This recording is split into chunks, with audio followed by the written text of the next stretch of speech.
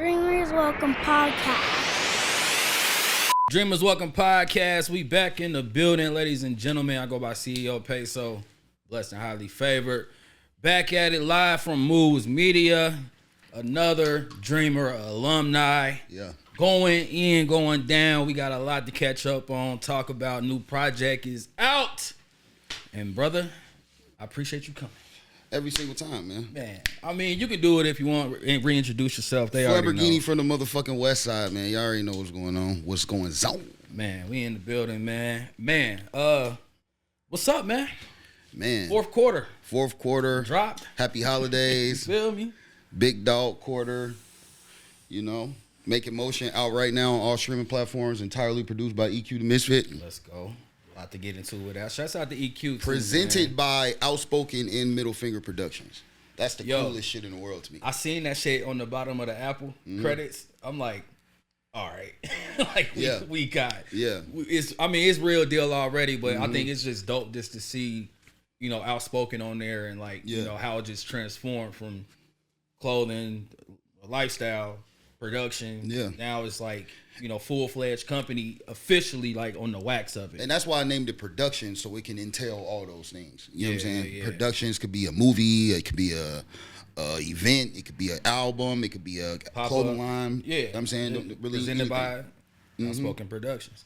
Yeah, that's a smart thing, man. That's why Trendset Music Group was like, I should have just made that. Well, I did change it to Trendset Affiliates. Yeah. That was DJ Drama Inspiration. But yeah, man, a lot to tap in on, bro. Now, I had a chance to listen to the project ahead of time, and we were just sitting there talking, man. And, I think what people need to know, let me start off with that, is, I think the projects, it comes out more solid because the comfortability of how you have your setup.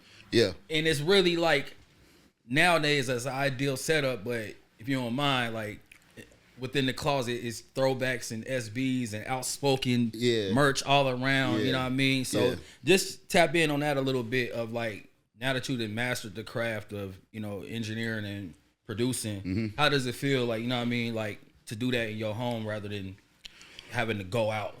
It's so much better because I could literally wait for the inspiration to hit me without having to rush it. Not necessarily rush the process, but rush to try to capture what's pouring out the picture, so to speak. You know what I'm saying? Yeah. It's crazy. When I started recording myself and I got my own setup, when I see niggas on their timeline saying I'm going to the studio today, that just looked crazy. Diabolical. Yeah, it's like having a room at your house, man.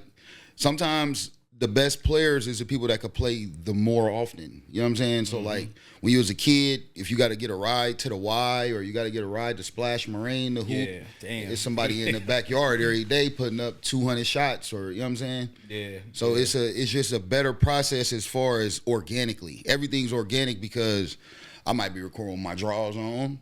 I might be recording drunk, leaving the club. You know what I'm saying? Whenever the inspiration hits me, whatever situation I'm in, I still can go lay it down. You know what I'm saying? So that's the best part. And I feel like you said with the sports reference to it, I mean, I feel like it really, I know that it really, helps you master your perfection of how to lay a record when you do get into the position of doing a feature or you got to go somewhere out. And, hoopers hoop in the backyard, they can probably hit that motherfucker on any rim wherever they go. So I feel like with you learning that, in the comfortability of a crib, it's a lot of different,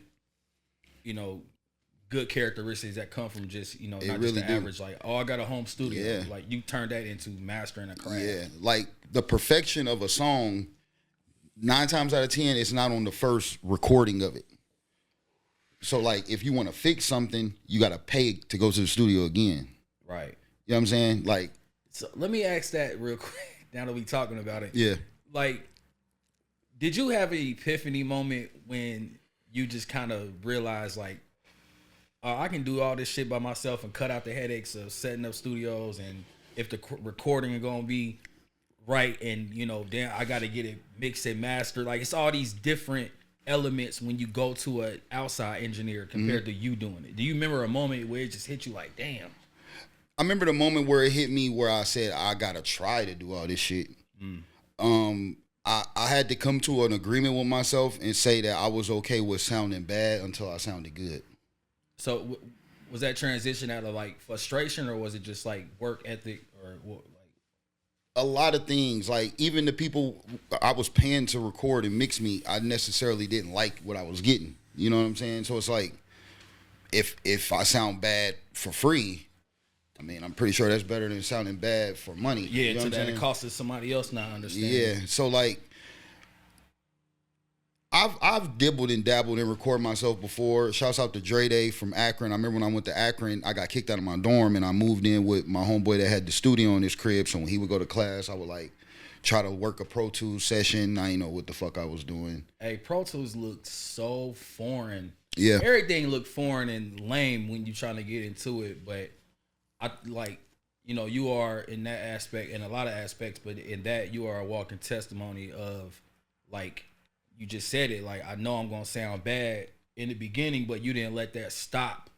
Like, I gotta figure this out eventually. That's a different mechanism. Yeah, and ironically enough, like when I went to Akron and it was predominantly Cleveland niggas. So when I didn't came down, Fat Al came out. It was the worst quality in the world. Getting spinned. Yeah. So I've seen where, you know, the impact of a song can be felt through the unprofessionalism of the mix. Yeah. But, you know, eventually they cleaned the mix up. Once it got to like matting and different levels, it was a professionally mixed song at that point. But like, I just seen a lot of different, you know, situations where the music is still felt without the mix being per se official. You know what I'm saying? You know, the funny thing with that, like, I wouldn't say, I kind of remember that record when it got cleaned up, but it's just funny. It's a few records that happen like that in the industry that, yeah, probably even shit I mixed, but it's like, this shit sounded so much better shitty.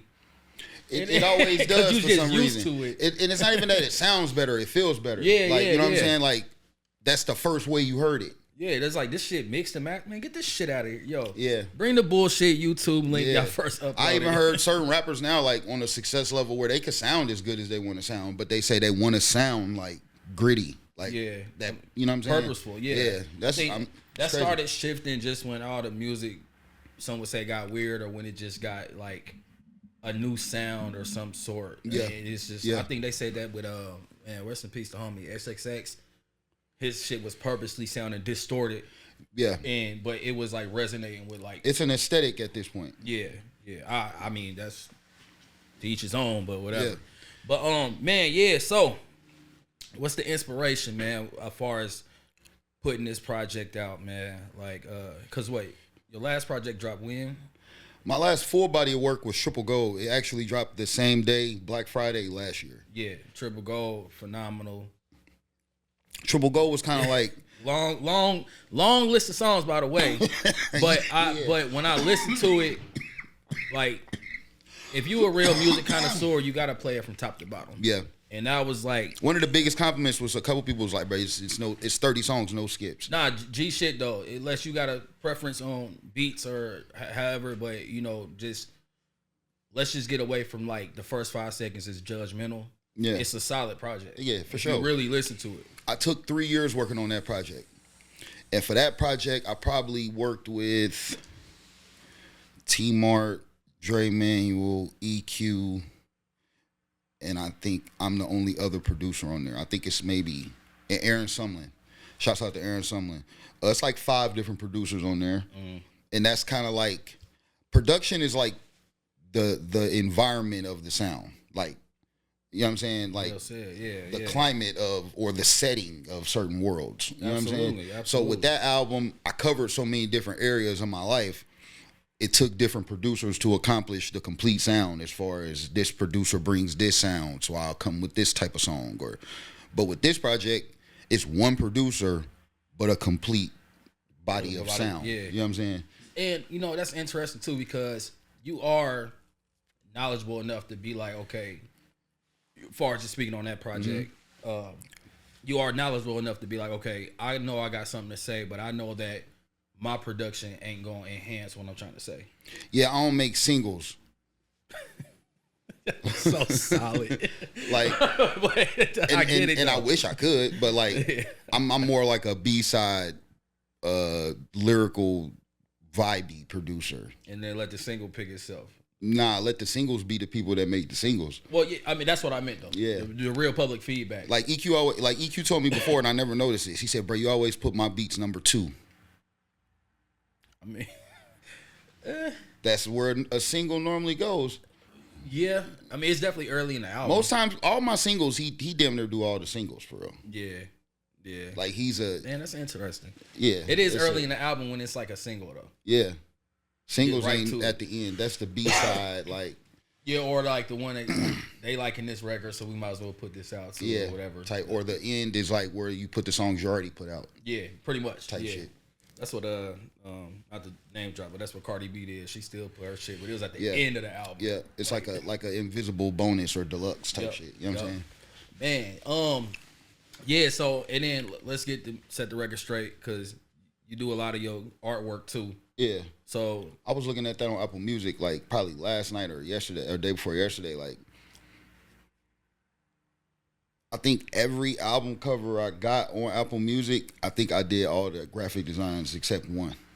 I believe you did. I mean, even when I was looking, but I remember when you first had got into it, and you know, I knew this. I don't want to say nothing if I don't need to, but I knew how you was making them, and I just was like, this nigga's figuring it out. Like you cutting out all the middleman in a lot of aspects because, I mean, I wouldn't say everything is out of frustration, but it's just like I think it's better for you to curate your taste and be hands on with it.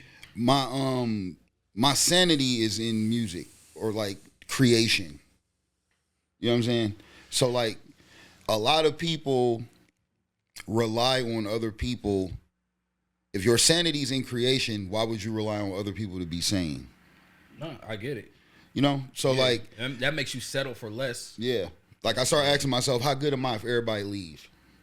Like if all the producers go away, Bro, if it's the a lot of niggas that's gonna need crutches. Yeah. Like if the engineer don't answer the phone, if the graphic designer wants too much for this idea, like then what do I do? Yeah. Because if my sanity is involved in this shit, I still gotta produce or I still gotta create. Yeah. You know what I'm saying? So on top of the fact that 9 times out of 10, an independent artist ain't even gonna recoup what they invest in their album. I just make all my shit don't cost nothing, so I don't gotta recoup shit for real. Yeah. I mean, I didn't pay for a recording session. I didn't pay for a mix and master. I didn't pay for production. I made my own beats. I didn't pay for an album cover. I made that. the cost is in the learning. Yeah. If that makes sense to people. But nah, this cover though, it's simplified, but it definitely matches, you know, the title of the whole project. So Yeah. what just made you just go in that route for the inspiration? Just like I'm just gonna put it like this. Well, when me and EQ was talking after I did Triple Gold, it was like I'm kind of asking him like, damn, bro, like where do I go sonically now? Like I've been in the bag kind of with some female songs, so I feel like I could have did another like Before the Summer's Over theme type album, all female songs or something like that. But I wanted to do some like I wanted to rap, but I didn't know which. I could rap like at a lyrical level in different sounds. Like I could do some trap street sound and shit, or I could do some sample Griselda sound and shit, or you know, different ways you could go. He like, man, just pop it. It sounds like that's verbatim what he said. It is. And he never tells me to pop it. He don't really, you know, he wanted to get some substance out this shit as far as like, bro, rap about something. Like, don't just rap about popping it. But like merch has given me a different life to make a soundtrack about. Mm-hmm. This merch shit has turned into like it's fast paced like the streets. And I'm in the Trapping streets. merch. Yeah. Like Yeah. I'm trapping. You feel me? And you got a lot of that, like you got a lot of that how can I put it? Kind of mixed into the album, like as if you are, you know, I mean you trapping, but it sounds like you trapping narcotics or whatnot, but you double down on it, like pull up, pop out. Like I feel like I made like a new like this a new thing. Like rapping about something that's kind of like selling drugs, but it's not illegal like selling drugs, it's a different freedom of what I'm saying I'm doing. Like I could tell you everything I'm doing with this. And not incarcerate yourself. Exactly. or not You know what I'm go saying? that route. It's not self-incriminating. Yeah. But it's the same energy. And I think that's still dope for those who are in the streets heavy like that. And, you know, it's still something that you can gravitate towards, resonate to, because shit, the nigga trap, he talking the same lingo as trap shit. Yeah. So it doesn't go that far over your head if you know type shit. Yeah. But another thing too, we was texting and you was saying you was just like, bro, this album is like one of the first ones that don't got like nothing about no grief. And my bad, I ain't answer your last question because you asked me what was the inspiration behind the cover. Oh, the cover, yeah. So like with the merch giving me a new lifestyle to make the soundtrack to, the pace of it is like I'm really moving really fast. Mm-hmm. I'm everywhere all the time. It's some days where just merch will take me from Beaver Creek to West Carrollton to Huber Heights to downtown to the west side to Fairborn and then back to like in one day. Getting off on 35 like, I really right now. I'll see different cultures in one day. Yeah. Through selling merch. Like, cause the same thing is being bought by a lot of different kind of people. Because with it saying Dayton, wherever you from in Dayton, this pertains to you. Yeah, and trapping merch don't mean they're considered geeks. If you know, you know. Let's just get that understood. Yeah, but the cover is it's a representation of like I'm moving so fast. Yeah. Like everything's going so fast. All summer was pop-ups. Every week, every other week, I'm popping up here. I'm popping up at West Social. I'm moving. But see, and that sparks a question because I through my career and what I do, you know, that has happened. But then I took time to just stop and just be in the moment and appreciating it. Yeah. So I asked that to ask you. I say that to ask you. Do you stop and realize like, because it's a blurry cover. Mm-hmm. Do you stop and you take time to like understand and soak in the moments, even though it's fast motion going on? But do you stop and really take in and soak in the moments? Like, bro, this is really a idea, dream that turned into like something that is, you know, building longevity. I mean, I do, but things are going so fast that right when I'm thinking that, somebody calling me again. Yeah, it's back to it. Yeah, like I have moments where it's like I was in Blanco one night and my dog Reggie, I seen Reg, shouts out to Reg. He like, man, my nephew got your merch, man. We moved him into Tennessee State. And he said, man, I got to put my Dayton hat on. Period. Yeah. And for me to be in college in Cleveland and we didn't have no hat, and a lot of my college experience is tied into why I'm so prideful about representing where I'm from. Mm-hmm. That really, I fucked with that. You feel me? Dog, bro, I was at a establishment and it was a white dude and I had my Sunoco Dayton light blue joint. Yeah. And the white dude, he was just like, bro, how much for that hat? Cause it's like, you know, Dayton, we was ones that had to wear, you know, still to this day, Cincinnati hats, you know, O State hats, mm-hmm. you know, whatever, mm-hmm. like Cleveland Indians, you know, I don't see too many. We just had to be like, we had to rep within close proximity. Yeah, I mean, because UD hats wasn't really they didn't, at our style. Nope, they wasn't stylish enough for us. Yeah, so when he seen the Dayton joint, and you know, fucked him up. If you know it all, but I just ended up giving it to him. He still slid me some shit like before he left. But mm-hmm. I was like, bro, you can have it. Mm-hmm. Like, just let him know where you got it from, because mm-hmm. it do feel good to, you know, that even when I'm out of town, you know, it's just like, shit, I gotta bring the Dayton joint if I know I'm wearing hats or whatever. Yeah, just because. What better represents you? And it looked good. It ain't like I've said this off camera, on camera. The shit looks good. Like mm-hmm. I gave a hat up that I kept nice. I still got my yellow joint, but yeah, I was like, bro, you know, dude just was astonished. Like, bro, I gotta wear this hat. Mm-hmm. He a dad hat nigga.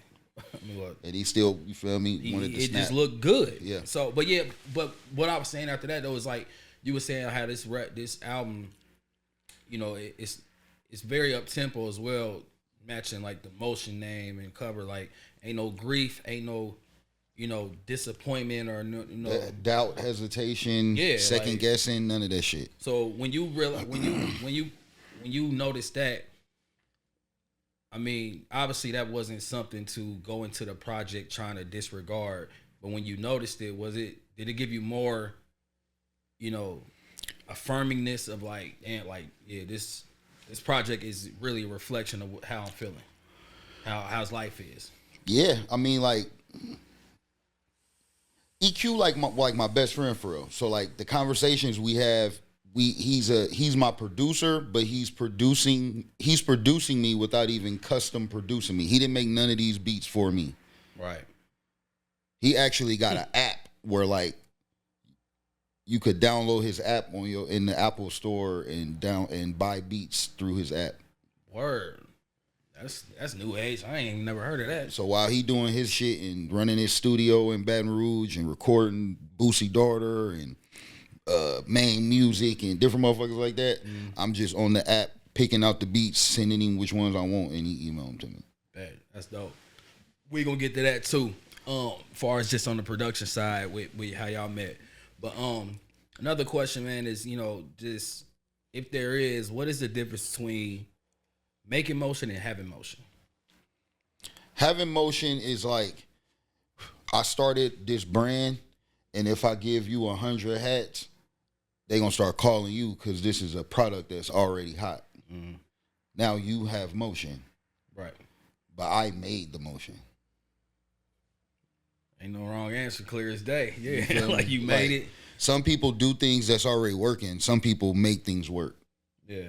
Like some of this shit it's a reason why there's pioneers and trailblazers. Like somebody got to cut the trees down for you to drive down the street. You feel me? Yeah, and I mean, that comes with just the legwork you put into it to make sure that you have something that is appealing that people are going to want. Yeah. Instead of just slapping shit on a shirt or a hat and now niggas look like a walking billboard. Mm-hmm. Like it's detail into it, which create the motion. You have to find the thin line, even in music, in like fashion. You got to find the thin line between what you want and what they like. Yeah. Like what you like and what they like. Yeah, you can't just go all in on. Well, I mean, unless you're that selfish. Like this is what I like. They're gonna buy it. Yeah, that's a like weird way to go into. You shit. Be organically yourself. You see what they like about what you do, and then tweak it from them liking it. Type shit. You feel me? I get it. Yeah. How did you and EQ meet? Bro, I was in, I think, the 10th grade. It got to probably be, I think 10th grade. And this nigga EQ came to Meadowdale. I'm already that nigga at Meadowdale. Like, I'm running the lunch tables and all that shit. Yeah, I heard the stories. So he get there and he in my gym class. So I'm like, damn, it's a new person in my gym class. So I'm talking to him and shit. He tell me he do music. So then this nigga like has a whole CD that's already done with a cover, a case, and everything. We like production, like beats. No, an album. He rap too. So I didn't know that. He put me on game. Like EQ was just a legend on production. Hey, this nigga, he fucked up. He on some bullshit. Listen, right? He give me this CD, bro. I went home and listened to this shit. Now, I already got a CD out where it's like, I've been like stacking up these freestyles where I go record over my homeboy house. He got a little studio in his room. I got like a 25 freestyle mixtape with Bart Simpson skits in high school. Probably was popping. It was was going on. Yeah. So he come to the school at the end of the year when I already got that out, and I hear his album, and he got real beats. He got samples and everything. Yeah. And we 16 years old. So in my mind, I'm listening to this shit like, damn, it's over. This nigga about to take my throne. Well, was it his? Yes, some of them was, but some of them was Ben Hinton's. Shouts out to Ben. But he came through with original, man. I'm talking about me and my nigga MH, man. Shouts out to MH. Shouts out to MH, my dog. He used to make beats on Fruity Loops, but we couldn't figure out how to get them out of Fruity Loops. Or like it's exporting. We couldn't figure out how to export the beat or get the beat off the keyboard. That's before YouTube was the easy tutorial. Man, this nigga come to Meadowdale with an album. Already ahead of the game. And I'm smarter than most people in music at Metal Dell, so I understand. I eventually got to get real beats. I got to get better mix on the song. This nigga come with all that shit. But that gave you a spark. Like, I gotta get in tune to how this nigga. Bruh, like, how do you know all of this shit already? Like, I got the influence and I'm rapping and they like how I rap, but I don't know how to do all this shit. My shit ain't like that. It's funny because it probably just came on like he was just effortless. Like, check this out, and you was just like, oh my god, I'm talking about I'm talking about. I went home, listened to that shit, like, yeah. Oh, I'm dead. I get it because bro. I was on the same shit. Niggas mix it sound better, everything. It's just like, damn, like, how the fuck verify and all this weird shit, man. And shouts out RP to my nigga Q Stone. Q Stone, EQ, and Jesus. Shouts out to Jesus. They all went to Stivers together. Oh. Shouts out, man. EQ came to Metal Dell, and then Q Stone came to Metal Dell, but Jesus went to Stivers the whole time. But like we all got like a little early link up. You feel me? Like that's real organic but real genuine type shit. Like it wasn't like we didn't link up trying to rap together. Yeah. We found out like, damn, you know how to rap. Like we in school just by default. We just around each other. You feel me? And y'all all good. Yeah. Too. Yeah. With your meshes. And I mean, at that time you couldn't really hear one name without the other. Like at all. Yeah, we built it like that. Yeah. We built it like that. So when is that transcending you to EQ actually like first working together? You got the CD, you're astonished by it. I get the CD, and I think we didn't really work together till after we graduated from high school and came back home for college for real. He had a garage. His auntie had a house in the neighborhood by Meadowdale High School where he went to school at. He had a garage studio. You feel me? So we all started going over there. We could smoke. We young as fuck. We like 18, 19 years old. Getting it done. And you know how this is, that first y'all the homeboy studio, like that was the crew studio. You feel me? That first one, when you don't really know what you're doing for real, but it's the camaraderie and the brotherhood of just we all trying to figure this shit out. You ain't never gonna get them times back again. Nah, man.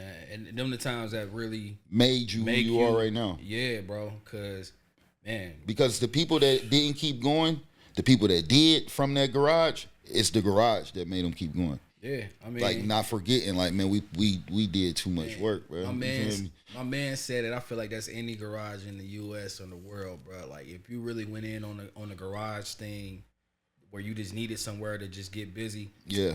Motherfuckers was going platinum at the garage. Platinum. Text message, bop like me. Man. I got too much swag. Like a lot of my first popular songs, they came out his garage on his beats. So that's crazy. In the first project that was curated off his beats was Stacker Star. Yeah. That's the first time I rapped on his beats. Was Stacker Star. And but niggas don't understand, me and this nigga are like, we both are really rappers at the time. Like he's rapping on the album, he got songs on that motherfucker by himself, with me, with everybody else. He making beats, he's recording us, he's mixing the songs. He's doing all the shit I'm doing now when he's 18 years old. But I respect that too, just off the fact because something in him like made him just at that age with no ego, just step back. And even though he dope as an artist, he stepped back and was like, all right, I'm gonna play this production role. And probably still rapping. I'm just putting this story together. But he's rapping at that time, he's rapping as equally like as much of a contribution as he is doing all the other shit. Multitasking, man. Multitasking. Don't never let nobody say you doing too much. Like it was me and him. Like as far as how much we in there. We rapping the most. Everybody else rap, but we in there like real. Done. Yeah, trying to figure some shit out. So as you are curating Stagger Starve. Yeah. The song that's this, it's a lot of songs that stood out on there. You said that was Garage Grind. It was me, EQ, R.I.P. to Yellow Fever. Damn. That's when he was Yellow Boy. Yeah. And my nigga Work. Shouts out to Work. It was all four of us. And then EQ was on there. I mean, Q Stone was on there. Jesus was on there. Like, it was all of us. And Mase did some beats on there, I want to say. Like, it was all of us. What year was this? Like 2006, 7. Is that even do anybody got a copy of that still? I don't. That's crazy. A lot of people in the city gonna see this. Like we gotta put a short of this out, because I would have do like a poll of this, like just to see who remembers this shit. Like we was in the mall passing out CDs. Like this shit was. I remember DJ Duro. Shouts out to DJ Duro. They was playing that shit in Devereaux's. Like text message was getting played in Devereaux's. I never even knew that or heard it, bro. And text message, man. That's a real. If you know, you know. That is definitely one of my. I don't got a pure top 10 songs from the city, but I'm pretty fucking sure text message is gonna be on there, because I think for me that was like one of the few first city songs that sounded so fucking industry. Cause like just as a music connoisseur, the sample, the mix, the vibe of it. By the way, what the fuck is East Q's sound? That's the first time. That's actually, it's like, it's the crazy thing is that's his tag, and I'm gonna be honest. I wanted to say nobody had a tag back then, but I think when the runners had, Shouts out to the Rails. That might be one of the first tags that I think we actually heard that made motherfuckers be like, we gotta get a tag. You know what I'm saying? Yeah. He sampled Richard Pryor saying, it's super nigga. Da, da, da, da, da. So that's a Richard Pryor. Bruh, he did this shit down there in front of me. That. And he had it in 2006. Dog. Like. This been his brand for the 20 years, bro. Because the song come on straight to the verse, so it's like, hearing it, you know what it is as soon as you hear that. Like, the sample coming in, bro. That was one of the records I studied as far as just learning how to mix, because everything about that song was just like, damn, bro, this is a well-rounded song. But just putting that song together, man. That song was not true. As much as I just people really, there we go. Hey, people used to be like, "Who are you talking about?" And man, this is not real. I mean, I want it to be real. I'm, you know, it eventually. I'm not saying it's not real. Like I wasn't fucking at the time or no shit like that. I'm just saying I ain't really talking about nobody. It wasn't a real scenario. Nah. But it was just like somebody's going through this. Yeah. You telling the story. Some nights I was going through it. Yeah, that's what I'm saying. Like you just, it wasn't nothing specific inspired by that. Yeah, nobody specifically inspired that song. My mom told me I should sample that Faith Evans song. I gave it to EQ. He did that beat. I came and recorded that song. And I just remember the hook. Man, EQ always had the best 808 drops, hits, whatever. Like, it was amazing, bro. But, you know, what is it fulfilling? What's the fulfilling thing about working with EQ? And, you know, what's the difference of him and other producers, or why y'all gravitate and mesh? He could do everything production wise, like range of sound. He could do everything I could do. You know, some producers are great producers. You know, they make they beats as fire as fuck, but they make beats for one scene in the movie. Like if it ain't a smoking scene, you can't probably use that shit. Like it's certain vibes that they stick to. Like they a niche producer. Like they in the same pocket all the time. Like with all due respect, like Lex Luger. You go to him. Yeah, 808. It's gonna be trap. Yeah, exactly. Yeah. Shit. Mm-hmm. Yeah, you know what you're gonna get. Yeah, EQ definitely, from what I've heard, because obviously with the tag, he more like a store than a brand. Yeah, I mean, he's very versatile. Like especially on this project, because he always had that bounce. And you know, I know he in Louisiana with it. Yeah, but he always just had his own sequence to a beat, if that makes sense. The way he was before he went to Louisiana, it made perfect sense for him to be in Louisiana. That's why it was crazy when he was down there, and it's just like he already damn near had that that's like I said, that structure, that sequence of like shit got a bop. Yeah. Like if you know bop, play an EQ, the shit's gonna hit. And that's the word that like back in the day when we really was in the garage, like 06, 07, Dayton used to say the word that bop. That was our shit. Yeah. Like we got a bop. It's a bop to it. Yeah. Like the way, and that's kind of like you could break that down into a regional sound if people would zoom in on that. And I feel like when my rap meet his beats, that's what it is every time. So it's a bop. So yeah, and with y'all having such a long relationship pertaining to music, yeah, you know, the process of how y'all work, like, is he coming back and, you know, are you sending him the records, not for approval per se, but just like, check this out? Is he giving you feedback on, like you say, he was like, bro, just pop it on the album? He said, pop it. I made the album. I sent it to him, and he put it in order. Okay.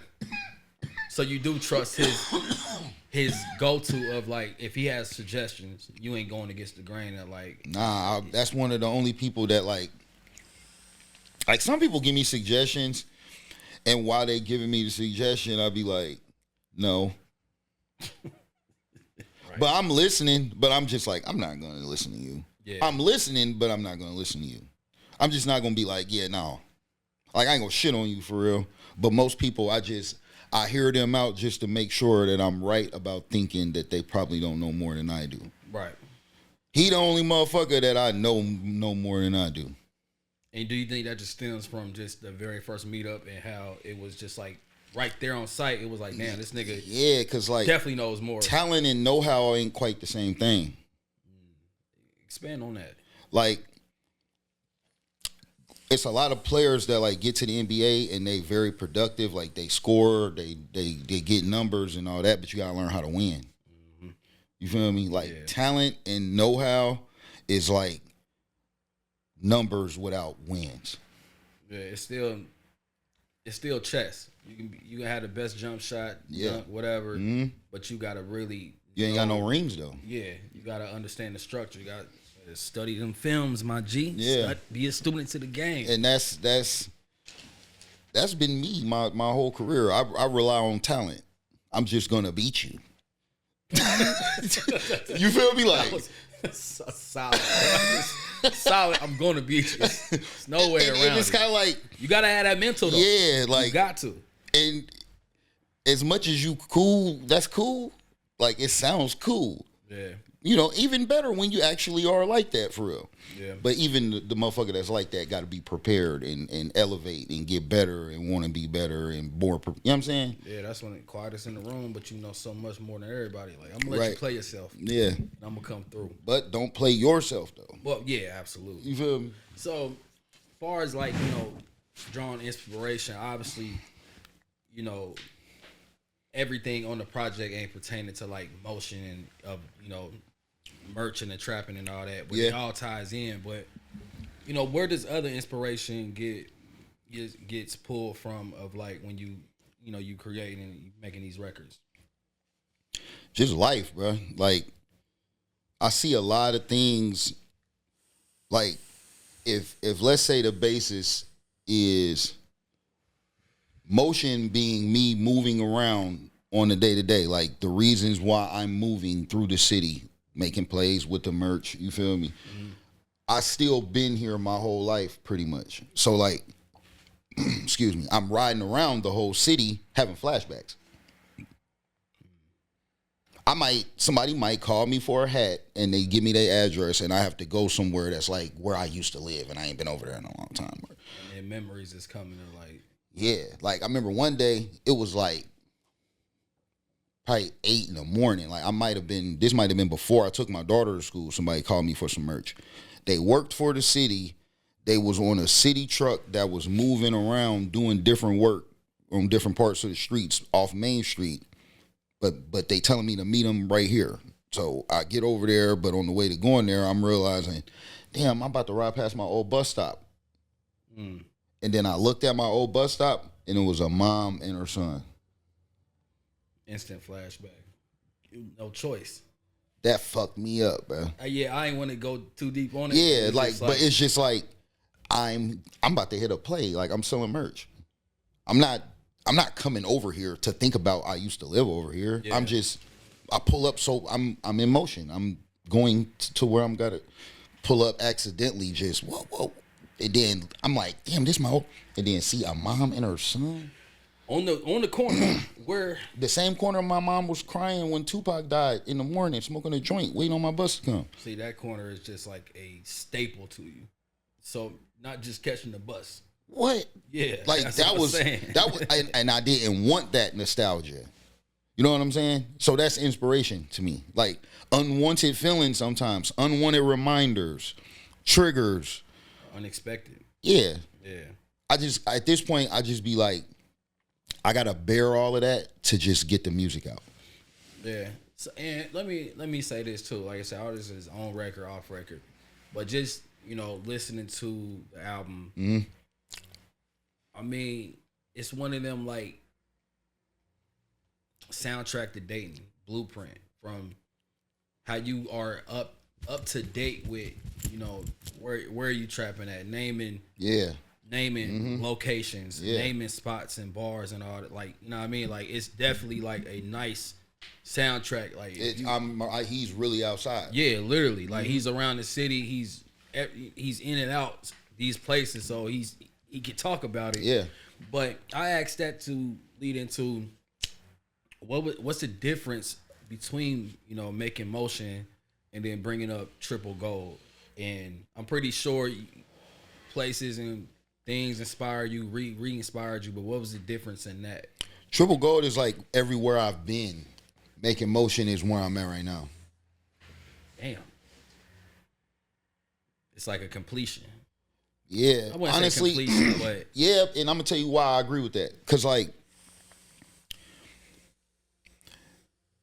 a lot of things in my life that fuck with me for a long time, once I make a song about it, it don't really fuck with me the same way like it used to no more. I get that. And if I make a song about it and it still fucks with me, I didn't keep it real enough in the song that I did about it. So it's nothing to go back in and nah, it's something because sometimes it's a reason why you got insecurity of why you didn't let it out the first time. Yeah, you know which give you a chance to be like, all right, I'm gonna go back in on. You might have to live a little bit, learn a little more. Yeah. You know what I'm saying? I done did songs about girls where I'm like, fuck you. Not taking accountability. You still Saudi. Right. You ain't saying that. You trying to pop it through it, but in the back end, you listen to it like, yeah, that still fucked me up. I'm still like, Saudi because I didn't get over it. Yeah. You know what I'm saying? How motherfuckers will sum shit up like, man, just get over it. But that sounds not so easy, but it's like, it ain't easy, but there's ways. You know what I'm saying? Yeah, it's not just. And I'm saying all that to say, triple gold is closure. I got a lot of closure on triple gold. So I'm actually able to be in the moment now. You know what I'm saying? I got you. Yeah. I really got tired of just like being caught up on old shit. Yeah, I mean, bro, and you say it took how long to work on that? 3 years. Yeah, so. Because I just made sure that all the vulnerable moments of music that I made, I put them to the side for that. Yeah. Like, I didn't want to rush that. I just let my life give me whatever. I mean, it's a double joint, so it's like, it's a lot of closure on there from how you. It's a lot of moments of present time at that time on there too, just of me being proud of myself. Like, I wanted Triple Gold to be like the full color spectrum of life, like every way I feel or felt. I mean, I felt up before, I felt down before, I felt optimistic before, I felt like it was over, I felt grief, I've been in love, I lost love, I played around, I emotionally, I done did everything. Yeah. You know what I'm saying? I mean, even the song, the name title alone is just like a validation to you, like this triple gold. Like, it's one of them you can take it and apply it to whatever it is. It's like a saying. Yeah, triple gold is a mentality of I'm better than I ever been right now, but I know I still could be better than this. Yeah. And that's what I'm saying. That's self-awareness. Like, think of how much of a bright side that is. Like, damn, I'm better than I used to be. Like, motherfucker. And I'm smart enough to not be content with this and want to be even better than this. self-awareness, bro. A lot of people stay in a year, a moment, a time. Yeah. You know what I mean? I don't know if it's insecurities why they don't want to put shit on wax or be so vulnerable on the record, but that self-awareness that separates rappers and artists. Yeah. That's just my A&R side. Like, nigga, I used to get it in. You can't make motion with things in the way that you got to get over. You can't make motion if you don't got motion. And you can't you can't have motion if you got shit in the way where you can't run. No, yeah, that's what I'm saying. You know what I'm saying? Yeah, you gotta get over shit to get the fuck on the road and go fast. Yeah, and that comes with you obviously learn from it, and in your aspect, Yeah. you know how to, put it on wax of new records to keep, I ain't gonna say reinventing your music, but coming with new material, which is that inspiration. I'm just documenting me changing. But that's why that question was so important of like the difference in the records. I mean, the albums. And yeah, I mean that was like the best answer. Now, going into this project, I mean, like the features. Yeah. One song in particular, Supreme. Yeah. I'm proud of myself for that. I had a vision with that shit. Now, when I heard it, yeah, I didn't hear P and shouts out P Reese. Shouts out everybody on the record. BZ, Essie Jones, Peter Prophet, Young Reese dude. Bruh.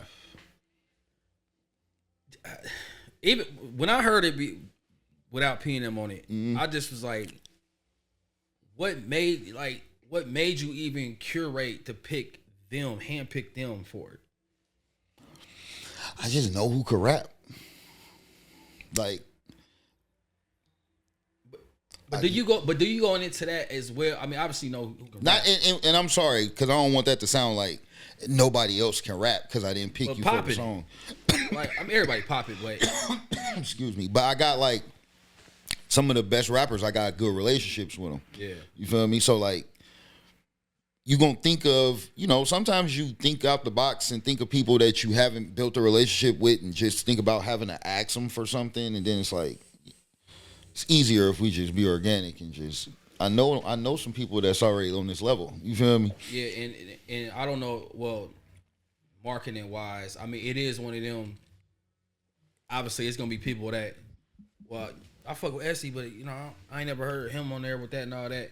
So was that like a strategy as well to kind of go into it of like, I already know this one song with all these features on it is going to probably stir up some conversation. Does that go into it? And I mean, in a good way of stirring up.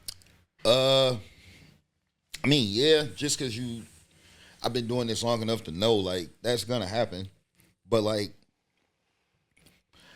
I'm the executive producer of having to figure out what order these 5 rappers are gonna rap in to make this song make sense. Right. So like, I was more caught up in the execution of the song than I had the birthday party of the song in the back of my mind. Like, when they hear this shit, this gonna be crazy. But I was focused on, I gotta put this shit together the right way. Cause 5 verses like that, even me having to tell them what the count of the bars was gonna be. We didn't do that all together in the room. Right. Only one person came to my studio and recorded their verse. That was Beezy. Everybody else sent me their shit. And then you went in and restructured whose goes where, like really some Khaled shit. I did, but then at the same time, once again, I'm making sure that I didn't say I'm the guy that did that. I said I'm the person that has to figure that out. You feel me? Yeah. So mind you, once I'm trying to like, I have no idea how this is gonna go. I'm just trying to figure out how does 5 people be on a song without the song being too long and you miss somebody's verse. Less hooks for one. Less hooks, one at the beginning, one at the end. Yep. 12 bars straight through. So let me just ask you on friendly competition. When you get everything, I don't know if you did your verse first, but do you sit back and be like, I gotta go back in on mine? Nope. I thought like, because I think when the idea was so random in my mind the basis of the song that I sent to everybody is me because I didn't think I was doing it for 5 people. I just was doing it for me. Yeah.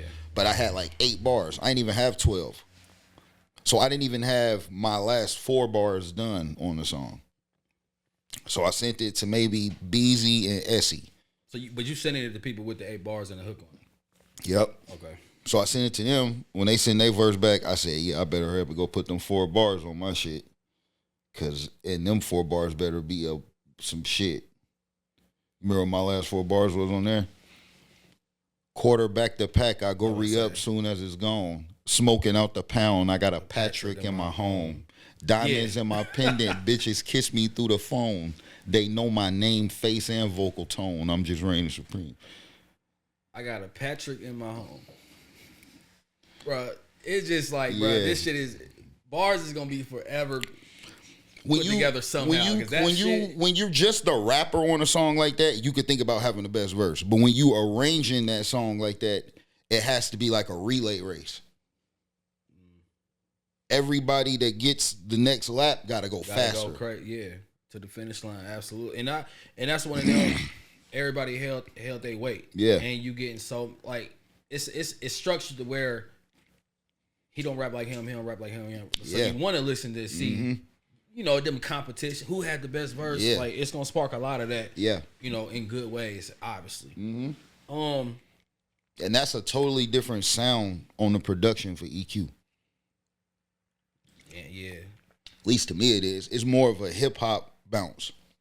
So back to the production thing real quick. Like, you know, obviously you took the lead on producing like a lot of your previous projects. But what was it? Was it intentional to be like, I just want this to be all EQ? Or was it more so like you had some stuff, but then EQs just kind of flooded, you know, when you was picking beats? Honestly, when he said pop it, like the timing of all this shit lining up, like his beats are so like grand, like presenting yourself on some shit to where they singles for me. Like I've done projects where the whole album's his beats, but I feel more ways than that. So normally it be his beats be the best parts on my albums about a lot of shit. But when we got to the point where we was about to do this album, I was actually feeling like his beats all the time. So it just was like like it's turned like these beats. Yeah. Like my life is these beats right now. Yeah. And I mean that has gotta be, you know, refreshing to the mental to just, you know, not play every role, like thinking about the production, thinking about the lyrics, thinking about totally the mixing. Different. It's totally different. It got to be a free, like, I ain't gonna say the other projects ain't fun when you got to wear all the hats. But I feel like you was able to have fun on this. Yeah, and even still, without being the producer, I'm still the engineer. That's what I'm saying. Like, so it's when never hats taken away. It helps, even though I'm still not just left with one. You know what I'm saying? Job everything got its equal stance to, you know, going into like a solid project. But I feel like having production that you don't have to worry about, and it's solid, and it's somebody who you kind of know your sound. Yeah, you got to make it more just like you said, organic to put a project together. It's crazy because it's like as much as he knows my sound, I feel like with me not getting beats from him that he's making for me, it's just more so that I could reach his sound. You know what I'm saying? Yeah. He don't even gotta like watch me do no work. I could do that shit without no problem. You feel me? Yeah. That's a great thing for a producer and a rapper to have that kind of like, you know what I'm saying? It's good. It's great chemistry. And, you know, through what? It's about to be 20 years. Yeah. Nah, it is 20 years. I'm at you said 06. Well, y'all probably met. Yeah, for sure. Yeah. But yeah, it's almost 20 years from Stack or Starve. That's crazy, man. 20-year anniversary, man. 20-year anniversary, that's bro. That's crazy. That shit. But the dynamic of y'all still here evolving and got better is still dope. Yeah. Like, and for that to be even possible without being together. bro. Yeah, just break down real quick the process of him moving and everything. Did that kind of put a standstill on, like, it got a little rough communication, not just down the street to meet up? Like, how the process Yeah, because things when something like that happen, your sound change because your sound majority of your sound just left. Especially doing it in person. Yeah, back not then, all like, the time, but yeah, most of the time. Yeah, like I still had some beats laying around, but like I couldn't. At that point, it'd be feeling like I don't even want to do something like that because I need to detach from relying on this right now. So don't even, you know what I'm saying? Yeah. But like it changed your sound when your producer moved and you got to rely on a different sound more than you would if they were there. Nah, I totally get it. Yeah. I think that's just something important for people to understand, because through 20 years off and on, some projects he wasn't a part of when you got in your bag. Yeah, y'all still managed to still have this great, producer artist relationship, and it shows, bro. It definitely shows. This is just a fun question, but man, what on these records, man? Which one are you most proud of that you just kind of like your favorite? I don't like using that, but I say just more proud of like you just go back and was like, I was in my bag on this one. Like, I got everything I wanted to get out on it. It's it. It's a couple different ones for different reasons. Like, a lot of times when I make an album, and a lot of artists say this, like, but the last maybe week or so of you recording, you're gonna make probably 2 songs that have to go on the album. Mm-hmm. So like shooting at the end of the game, it's a couple good shots I made. Like Outside, I did that like a few days before I turned the album in. Whole Closet. Yo, that I really Whole like Closet for the end off. Yeah, bro. like that song is like, shouts out to K Red. Like, K Red used to do music, but he got his clothing brand now. Make sure y'all shop with K Red Apparel. Mm-hmm. And he was playing me little videos, or I would see little promo he would do, and he would be like making songs for his brand, like intentionally custom made songs, like a theme song that a motherfucker will pay you for, but for your shit. So I was like, damn, I never, as much as the lifestyle of my music is the brand, I never intentionally rapped about the brand before. I mean, bro, like a theme song. Yeah, no, and I said that, bro. I'm like, bro, this just sounds like the completion of a sum up of Outspoken. Mm-hmm. Like, just not just music, just like the tag on Apple, Outspoken Productions, lifestyle. Like, I say that shit because that's what it really is. Like, it's a solid lifestyle, bro. Yeah, that I told you that there at the crib. I'm like, yo, this shit, nigga. Mm-hmm. Yeah, it's just theme song, like you just said.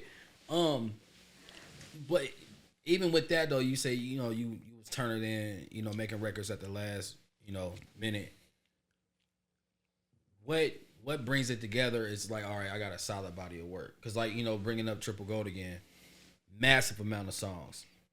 What goes into this one where it's like, all right, I feel like this is complete. I don't got to make no last minute couple hours before I send it, upload. It's a feeling. Like, even with Triple Gold being 30 songs, like, it was at like 24. Because think about it, I was going to put 24 for 24 karat. And I had 24. I said, it's not enough. And that, bro. Like, I sacrificed the little branding of that. Like, that. You just had more closure, it sound like. You had to get some more shit off your chest. That's a lot of closure, bro. Yeah. And 3 years of putting it in. Yeah, like, I don't know, man. It's crazy, like, kind of, like, the making motion is so forward thinking that I feel like I'm so far from looking back. So looking back on Triple Gold is like looking back on everything. Word. But only looking back on the album just because I'm talking about everything on that motherfucker. So that's crazy. But yeah, Sound like and that's a not soundtrack even to your life. It is, but just to be only a year removed from that shit and looking back on it, it's like you look back and then it's like what? Like what? All the way back. Was it intentional? I mean, to put it out, not on right on site like a year after, but you know, this just felt like good timing. Cause I mean, I'm one of those ones like this shit knock, but it'll go crazy in the summer. Or you know what I mean? Like That shit was like. At this point, it's honestly, bro, my life feel like the summertime all the time. period. Like how the That's crazy. the pay shit move in the summertime. Yeah. Non-stop. It's always like that. Man. Okay. So I mean, Like like I was making this shit when it was spring and like going into the summer, like it was supposed to kind of be a. But I'm like, man, I think it would be better if I capture the energy of the summer And yeah, I mean, and you know what I'm saying. Like it makes it timeless. Yeah. Like, you can play it whatever season, you know that because people really do. Because we need, with us being in the Midwest and we got snow and blizzards and shit, niggas need some motivation. Like we need to be motivated about having to get out and go in the cold and go get some money. But like nigga don't really want to go outside in that shit. But you really need to still act like it's summertime. Just how they got locker room music, shit. You need that city music, and yeah, that's why I said it. Like, bro, it just sound like a real live soundtrack to dating. Mm-hmm. For you saying that, it sounds like that. You get your bop on. You go trap. You got shit. You know. Hey, bro, in the songs. streets, bro, niggas' phones is ringing in the snow. Yeah, this shit does not shit, stop, bro. If you got motion, it's nonstop yeah, all year like, round. That's only when you say it, like you live in a moment, but then the phone ring and you back at it because there's so much shit going on. Mm-hmm. Man. So what's all right? Projects out, man. What's next? What's coming up for you, bro? We back with these marathons, man. I got this this monthly event that I be doing with like for the vendors, for the performers. I be having like 20 plus performers perform on a lineup. You feel me?